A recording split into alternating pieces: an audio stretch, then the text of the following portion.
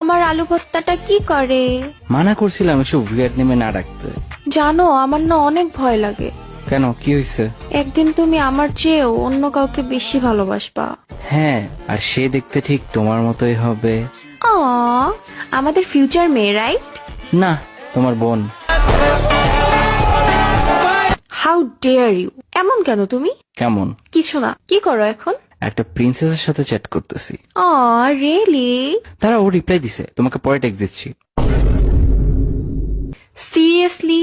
ফাজলামি বাদ দিবা রাফেজ। হ্যাঁ, দুপুরে কি দিয়া খাইছো? ড্রাইড ফিশ, মানে কি? লইট্টা শুটকি। ধুর, তুমি কি আমাকে লাভ করো না? করি তো, আচ্ছা, কতটা ভালোবাসো? শাহজাহানের মতো। তাহলে তাজমহল বানাও। জমি তো কিনা আছে, এখন শুধু তুমি মরলেই। সিরিয়াসলি রাফেজ? মজা করতেছি, কেমন? এগুলা কেমন মজা? আচ্ছা যাই হোক, আমি মাঝে মাঝে ভাবি তুমি এত কিউট কেমনে? প্রত্যেকদিন মেবি তুমি ফেয়ার এন্ড হ্যান্ডসাম খাও, তাই না? সেই হিসেব করলে তুমি তো গোবর খাও। কি বললা? তুমি গোবর? তোমার মাথায় গু? আমার মাথায় তো তুমি, এখন তুমি গু হলে গুই। হ্যাঁ, প্রশংসা করছি দেখে ভাব বেড়ে গেছে। প্রশংসার কিছু নাই, সুন্দরী মেয়েরা আমাকে দেখলেই ফিদা হয়। কই, আমি তো হই না। আমি সুন্দরী মেয়ে বলছি। Shut up! তোমার সাথে প্রেম করে আমার অনেক লাভ।